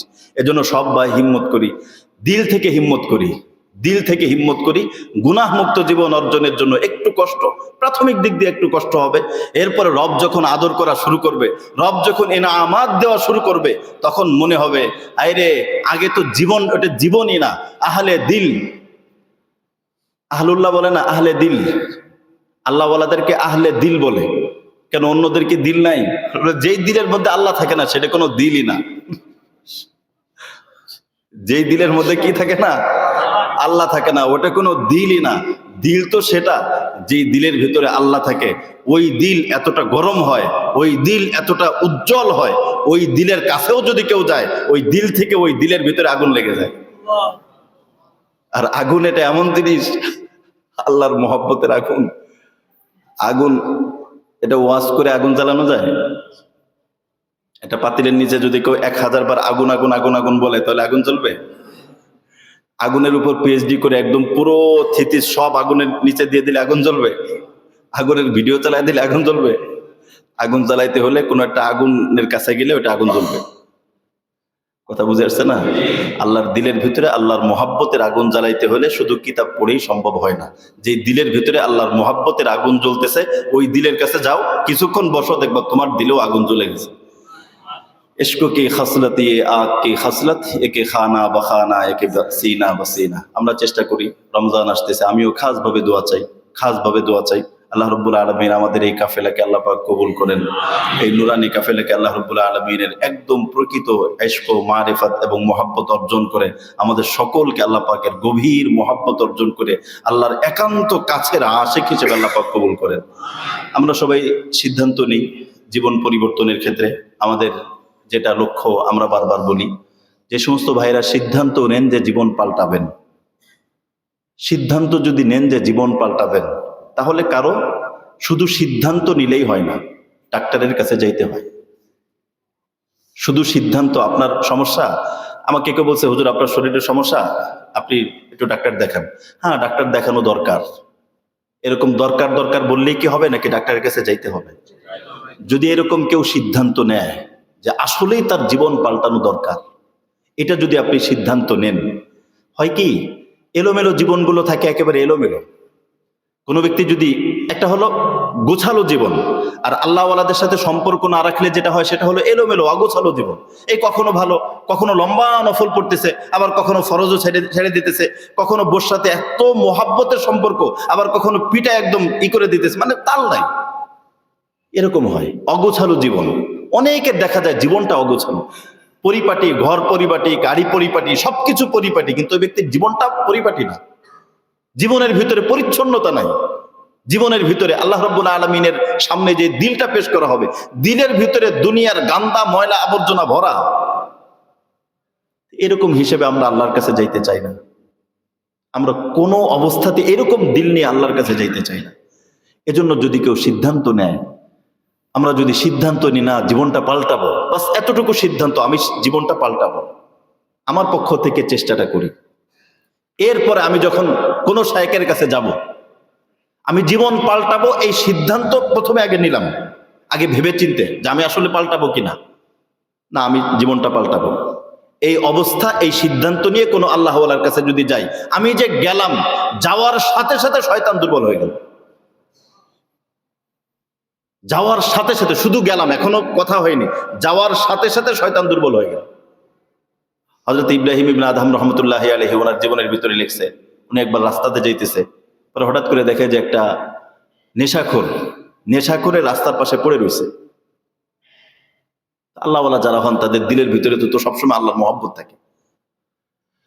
তো উনি যখন দেখছে যে একটা লোক পাশে এরকম একদম বেহুশ হয়ে পড়ে রয়েছে, ওনার খুব মায়া লাগছে। উনি সাথে সাথে ওই ব্যক্তির মুখটাকে পরিষ্কার করছে, মুখটা পরিষ্কার করে দিয়ে এরপরে একদম মাথার মধ্যে পানি ঢেলে সব ঠিকঠাক করে এরপরে ভাইকে কিছু নসিহা করছে।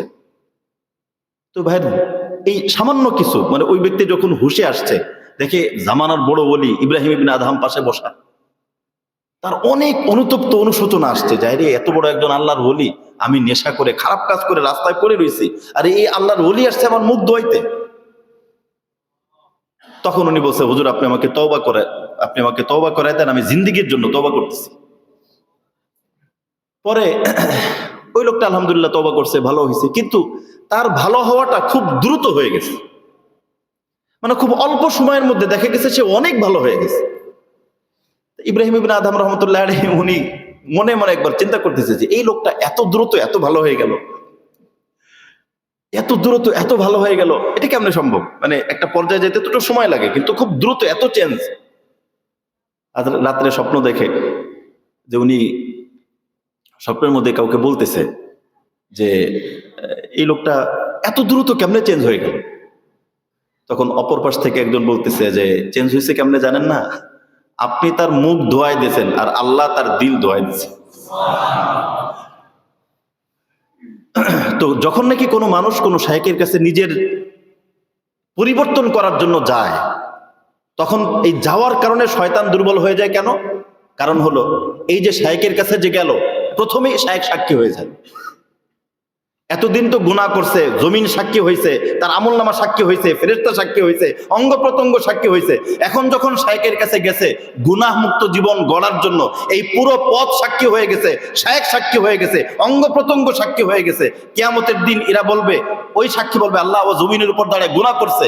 এই জমিন বলবে হ্যাঁ গুনাহ করছে, ঠিক, গুনাহ থেকে মুক্তির জন্য সে চেষ্টাও করছে,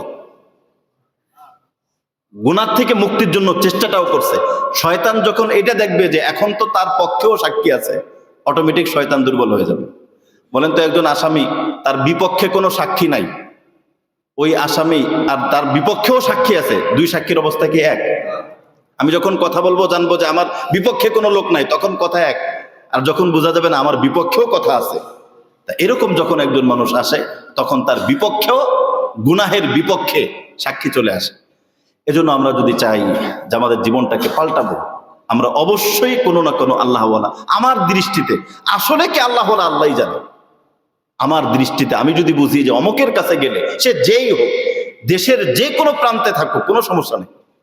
আমাদের হযরত বলেন, আমাদের আকাবিরদের কথাও, যে যদি শাইখের কাছে না যাওয়া হয়, এখন তো ফোনের মাধ্যমে ব্যাপকভাবে যোগাযোগ রাখা সম্ভব। বিশ্বাস না করলে আমি চ্যালেঞ্জ দিয়ে বললাম, আমাদের হযরত বলছেন যদি এরকম হয় কোনো ব্যক্তির কোনো শাইখের সাথে কথা বলছে, আজকে কোনো শাইখের সাথে ফোনে যোগাযোগ হয়েছে, এই যোগাযোগের কারণে যদি কোনো পরিবর্তন না হয়, ও জন্য শাইখের কাছে না যায়। কি বলেন? কিছুটা হলেও পরিবর্তন হয় না? শুধু যোগাযোগটা, শুধু একটু কথা হয়েছে, এই কথার কারণে একটু পরিবর্তন ভাল লাগে, একটু কথার কারণেও ভাল লাগে। কিতাবের ভিতর তো আসছে, এই কথাটা কে কেমন ভাবে নিবে জানি না, বা কি কিতাবে আসছে জন্য আমি বলতেছি, কিতাবে দেখে এরপর বলতেছি, বা এটা কে কোন ভাবে নিবে জানি না। কখনো কখনো শায়েখের কথা দিলে কল্পনা আসলেও গুনার থেকে বাঁচা সহজ হয়, মনে আসলেও গুনার থেকে বাঁচা সহজ হয়। এর উপরে এই আয়াতের উপর দলিলও দেওয়া হয়। হযরত ইউসুফ আলাইহিস সালামকে যখন জুলাইখা ডাকতেছিল, হযরত ইউসুফ আলাইহিস সালামের ব্যাপারে আল্লাহ পাক বলেন, লাউলা আল্লাহ বুরহানা রব্বি, যদি সে আমার পক্ষ থেকে নিদর্শন না দেখতো, হয়তো সেও ওদিকে চলে গেলে যাইতেও পারতো। ওই বুরহানটা কি? কেউ কেউ বলেছেন ওই বুরহান হলো ইউসুফ আলাইহিস সালামের সামনে একটা নিদর্শন, একটা ছবির মতো ফুটে আসছে, যে হযরত ইয়াকুব আলাইহিস সালাম, উনার বাবা জিহ্বায় কামড় দিয়ে বলছে, ইস বাবা ওইদিকে যেও না। এটা দেখার সাথে সাথেই তার ভিতরে অন্যরকম একটা অনুভূতি তৈরি হয়েছে। সুতরাং কোনো ব্যক্তি যদি গুনাহের তীব্র আকাঙ্ক্ষা থাকে, শায়েখের কথা কল্পনা করলেও আল্লাহ পাক তাকে ওই মুহূর্তে তাকে হেফাজত করবে। এই হিসেবে শায়েখ, যে কোনো শায়েখ যার কাছে গেলে আমার ফায়দা হয়, যার কথা শুনলে মনে হয় যে একদম আমার দিলের কথাটাই বলে দিল, এরকম যদি হয়, তার কাছে যাওয়া, তার সাথে ইসলাহি সম্পর্ক করা, এবং চারটা জিনিস, ইত্তেলা, এটা জরুরি। নিজের হালাতটা জানানো, এই জায়গাটাই মানে 90% মুরিদ এই জায়গাটাই ব্যর্থ হয়ে যায়। হালাত উন্নতি হয় না শুধু এই কারণে, ইত্তেলা, কোনোদিন হালাত জানায় না। দূরে থাকলে কোনো সমস্যা নাই, কেউ দূরে থাক, হোয়াটসঅ্যাপে তো জানানো যেতে পারে যে শাইখ আমার হালাত ভালো বা খারাপ, আলহামদুলিল্লাহ। ভালো হইলে শাইখ দোয়া করবেন, আর যদি কেউ বারবার খারাপ হয়, কখনো কখনো দিলের মধ্যে খারাপ লাগে।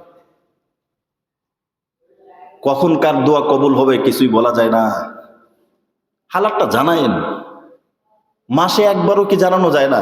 অনেকে দেখা যায় আমাদের বেয়াতের দন গ্রুপে মেসেজ দেয়, দেখেও না, খুব কষ্ট লাগে, খুব বেশি কষ্ট লাগে। এই শুধু শুধু এরকম মুরিদ হয়ে কি লাভ? কোনো লাভ নেই। মানে কিছু তো লাভ আছে, কিন্তু শুধু শুধু আপনি তো আরো ভালো হইতে পারতেন, আপনি তো আল্লাহর আরো কাছে যাইতে পারতেন, তা আপনি এত দূরে কেন? শুধু একটু হালাতে খারাপ হালাতে এটাই জানান যে শাইখ হালাতটা খারাপ যাইতেছে, এটাই জানান। শুধু জানাইতে থাকেন শাইখ হালাতটা খারাপ যাইতেছে, আপনি একটু দোয়া করেন। শাইখ দোয়া করবে, কোনো আমল থাকলেও আমল বাতলে দিবে। আমি একবার আমার হজরতে বলছিলাম যে হজরত অনেক সময় দেখা যায় আপনি মেসেজ দিলে আপনি তো মানে দেখেন না, বা মেসেজের রিপ্লাই আসে না। তো হজরত বলছিলেন যে রিপ্লাই আসে কিনা এটা তুমি দেখো, রিপ্লাই চলে আসে। আমি রিপ্লাই না দেই আর না দেই, রিপ্লাই চলে আসে। কারণ শায়েকের কাছে যাওয়া তো আল্লাহর জন্য, শায়েকের হাতে তো উন্নতি অবনতি না, সব তো আল্লাহর হাতে। আল্লাহ পাক যখন দেখবেন বান্দার চেষ্টা করতেছে, তখন দিবেন কে? আল্লাহ দিবেন, অবশ্যই দিবেন।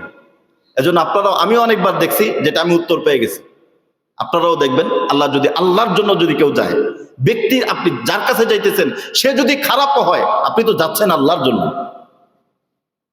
আপনি তো যাচ্ছেন আল্লাহর জন্য। সে যদি খারাপও হয় ও ওর জায়গায়, বাকি আপনি তো আল্লাহর জন্য যাচ্ছেন, আল্লাহ আপনাকে রাহবারি করবে।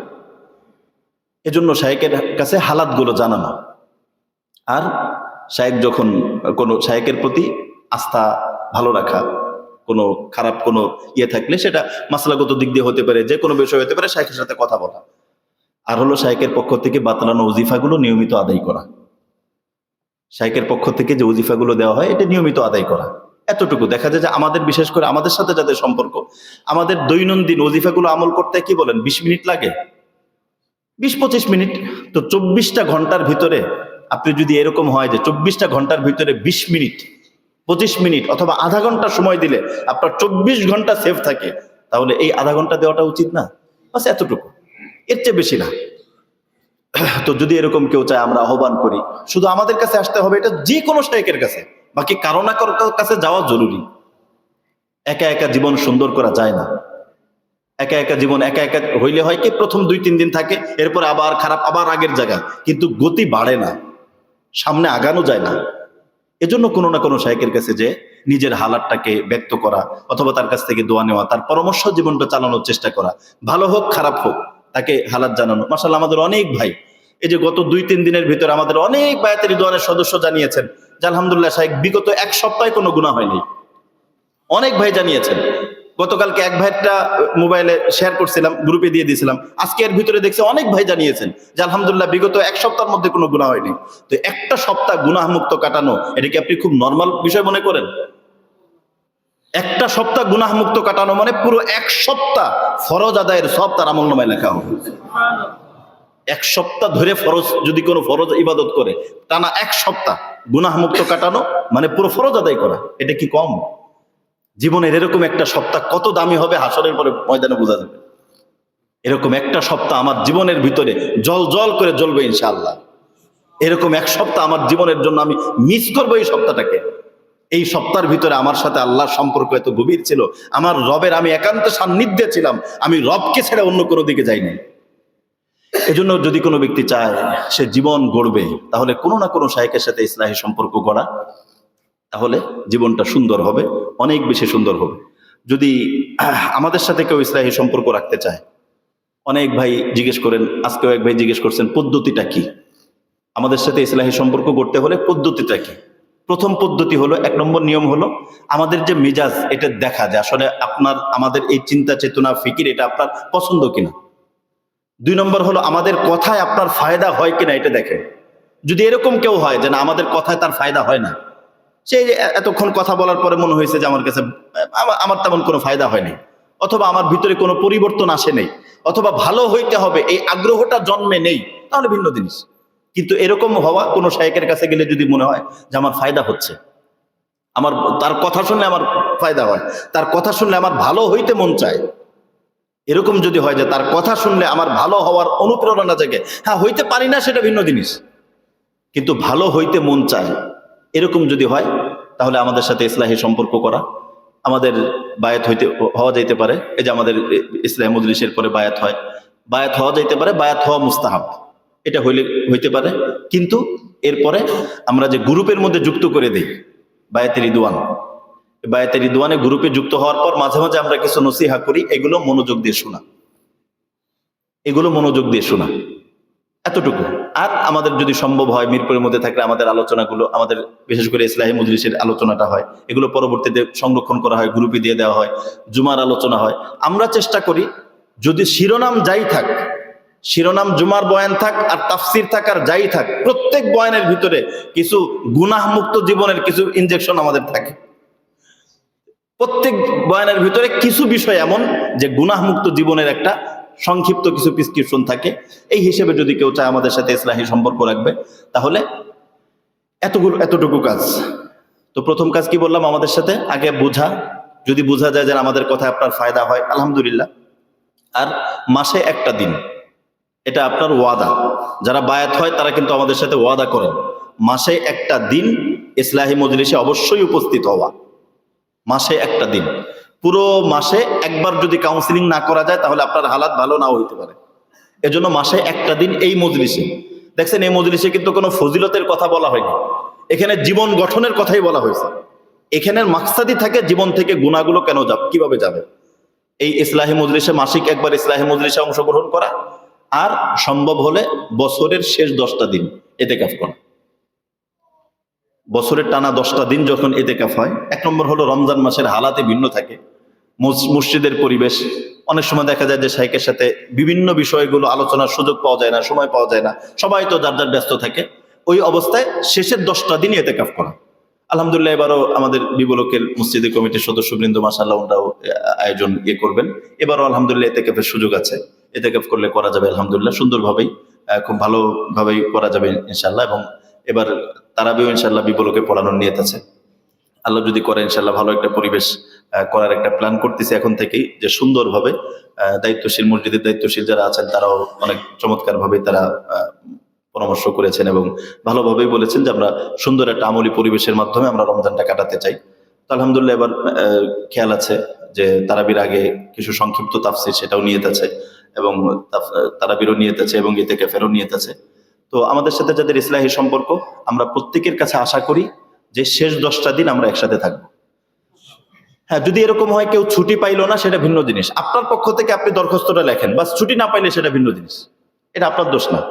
কারণ আল্লাহ তো দেখবেন যে আপনি আগাইলেন, আল্লাহ পাক দেখতে চান কদমটা বাড়ান, এরপর বাকিটা পরে। আপনি ছুটির জন্য চেষ্টা করলেন যে আমার এতে কেউ বসতে চাই, ছুটি, অফিস থেকে মঞ্জুরি করলো না, বাস শেষ, কোনো সমস্যা নেই, আপনি আপনার দায়িত্ব আপনি পালন করছেন। অফিস থেকে মঞ্জুরি না করলে সেটা তো আর আপনার দোষ না, আপনার দায়িত্ব আপনি পালন করছেন। এবার দেখেন আল্লাহ পাকের পক্ষ থেকে মঞ্জুরি হবে ইনশাআল্লাহ। দ্বিতীয় বিষয় হলো, যদি এরকম হয় যে কেউ করতে পারলো না, তো অফিস থেকে আসার পরে বাকি যে সময়টা থাকে সেই সময়টা বসতে পারেন, রাত্রেবেলায় হইতে পারে, আপনি মসজিদে বসলেন, আপনি এখান থেকে যে অফিস করে আসে আবার চলে আসলেন, মোটামুটি যতটুকু সান্নিধ্যে থাকা যায় ততটুকু হতে পারে।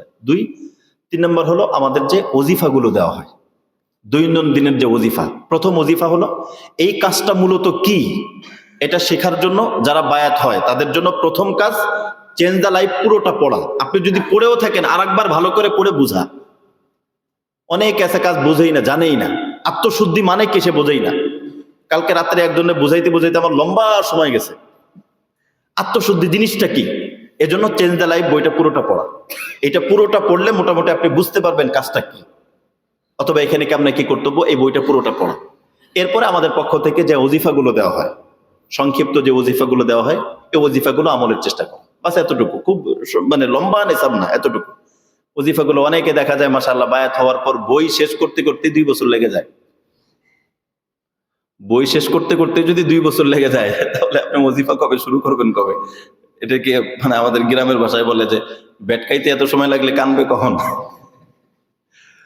বাচ্চারা কান্নার আগে বেটকায় না, তো বেটকাইতে বেটকাইতে যদি 2 বছর হয়ে যায়, ওপরে কান্না শুরু করবে কবে, আর তাহাজ্জুদ পড়বে কবে, আল্লাহ পাকের উলুম ও মারিফাত অর্জন করবে কবে? এজন্য একটা বই শেষ করা তো খুব, আমার কাছে তো মনে হয় যে 2 দিন যথেষ্ট। চেঞ্জ দ্য লাইফ পুরোটা পড়ে ফেলা 2 দিন কি 3 দিন যথেষ্ট। ভালো করে পড়লে বৃহস্পতিবারে যদি অফিস করে আসলে বৃহস্পতি শুক্র শনি, মানে যারা বই পাগল হয় বৃহস্পতি শুক্র শনি 3 দিনের মধ্যে সম্ভব পুরো বইটা শেষ করে ফেলা। আমি একদম এক দাঁড়ানোর উপরে বই শেষ করছি, এরকম অনেক হয়েছে। একদম দাঁড়ায় বইটা দেখছি কেমন, একদম দাঁড়ানোর থেকে আর বসার না, একদম দাঁড়াই শেষ করছি। এতটুকু তো চেষ্টা করলে করা যাবে, কিন্তু অনেকে দেখা যায় দেখা হইলেই কি অবস্থা, ভাই শেষ করছেন, একটু বাকি আছে, একটু মানে কত, মাত্র 200 পৃষ্ঠা বাকি, মানে উনি শুরুই করেনি। উনি এটা শুরুই করেনি। এগুলো সব শয়তানি ধোঁকা।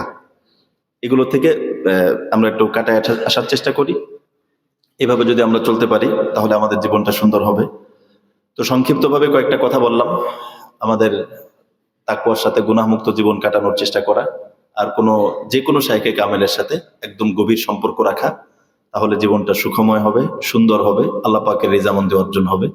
আর আমাদের সাথে যাদের ইসলাহি সম্পর্ক আছে, বিশেষ করে বায়াতে রিদওয়ানের সদস্য যারা, আমাদের সাথে যাদের ইসলাহি সম্পর্ক যারা বায়াত হয়েছেন, আমরা আলোচনা শেষ হয়ে যাওয়ার পরে আমরা একটু উপরে, শুধু আজকে নতুন কেউ না, যারা বায়াত, অথবা আজকেও যদি কেউ নতুন বায়াত হয়, শুধু বায়াতের সদস্য যারা, শুধু তারাই খাবার শেষ হয়ে যাওয়ার পরে একটু অফিসে আসবে। তাদের সাথে আমাদের একটু কারগুজারি দরকার আছে, যে আমাদের আমরা রমজান মাসটা সহ ব্যক্তিগত কিছু আমলের হালাত কেমন। অনেকে দেখা যায় যে অনেকে গ্রুপ থেকে বাদ দিয়ে দেওয়া হয়েছে, উনি জানেও না। ওনাকে বাদ দিয়ে দেওয়া হয়েছে বলে উনি নিয়মিত যোগাযোগ করে কিনা, মানে এটার হলো এরকম যে একজন মানে ওই রাগ হয়েছে, স্বামী স্ত্রী, কথার কথা স্বামী স্ত্রীর উপর খুব রাগ হয়েছে, তো ওটা জানেই না। এখন আরো রাগ হয়েছে যে আমি যে রাগ হইলাম ওটা জানেই না। তো অনেকে আছে যে গ্রুপ থেকে বাদ দেওয়া হয়েছে, ও জানেই না। এরকম খামখেয়ালি পানা হইলে আমাদের সাথে না থাকাটাই ভালো। আমাদের সাথে আমরা অ্যাক্টিভ লোক দরকার, অ্যাক্টিভ লোক। এই যে গ্রুপের ভিতরে যে সেদিন দেখলাম আমাদের বায়াতের রিদওয়ানে, আমি বললাম যে আমরা লাইলাতুন নিসফি মিন শাবান, আমরা সবাই 3টা বিষয় নিয়ে আমরা একটু দোয়া করি। আমি দেখছি পরে যে অনেকে আছে বায়াতের রিদওয়ানের সদস্য, এই মেসেজটা পড়েইনি মেসেজটা। এই ধরনের লোক দূরে থাকাই ভালো, অ্যাক্টিভ লোক দরকার। লোক কম হোক, বিশাল বড় এত বড় কাফেলার দরকার নেই, অ্যাক্টিভ লোক কম হোক কিন্তু অ্যাক্টিভ হোক। আপনি মেসেজটা পড়বেনই না, তাহলে শুধু শুধু বায়াত হয়ে, শুধু কোনো পীরের হাতে কিছু থাকলে, নবীজির হাতে তো অনেক কিছু ছিল, কোনো পীরের হাতেই যদি কাউকে ভালো বানানো থাকতো, তাহলে নবীজি অবশ্যই আবু তালেবকে ভালো বানাই দিয়ে জান্নাতে পাঠায় দিত। পীরের হাতে তো শুধু পথ দেখানো। আপনার যে কথাগুলো বলা হয় সেটা আপনি যদি না শোনেন, তাহলে এরকম বায়াত হয়ে কোনো লাভ নেই। অ্যাক্টিভ যদি হন তাহলে আমাদের সাথে বায়াত হবেন। আমি বারবার বলি, অ্যাক্টিভ যদি হন আমাদের কাছে বায়াত হবেন। আমাদের সাথে বিশেষ করে মাসে একবার, অনেক কাছে মাসে একবার আসতে পারেনি, আসতে না পারলে হতে পারে ওজোর হইতে পারে, তো আপনি জানাইবেন না। ওজোর তো থাকতে পারে, আমি তো আসতে না পারতে পারতাম, মানে এটা তো কারো হাতে না। কেউ অসুস্থ হতে পারে, কোনো বিপদ হইতে পারে, কোনো ওজোর থাকতে পারে, কিন্তু আপনি একটা মেসেজ লিখতে কেন এত কষ্ট হয়? শুধু একটা মেসেজে, শেখ আমার একটু সমস্যার কারণে আমি একটু আসতে পারতেছি না, দোয়া চাই, বাস এতটুকু। তাহলে তো কমপক্ষে আমাদের টাচে থাকে, যে আমাদের 2-3 ভাই উনি অসুস্থর কারণে আসতে পারেন, বা কিছু একটা বিষয় জানা থাকে। কিন্তু দেখা যায় যে বায়াত হয়ে যাওয়ার পর এই বিষয়গুলো যদি না থাকে, তাহলে জীবনের চেঞ্জ মুশকিল। এই হিসেবে আমরা সবার কাছে অনুরোধ করি, এবং আমাদের হালাতগুলো, আমাদের মিশনগুলো আমরা ব্যক্ত করলাম। এবার যার যেটা গ্রহণ করার সে গ্রহণ করবে, যার ভালোটা গ্রহণ করার সে ভালোটা গ্রহণ করবে। আমরা চাই সবার থেকে ভালোটাই যেন গ্রহণ করে। আল্লাহ রাব্বুল আলামিন আমাদের সকলকে, যে বিষয়গুলো বলা হলো, আল্লাহ পাক আমাদের সকলকে আমল করার তৌফিক দান করেন।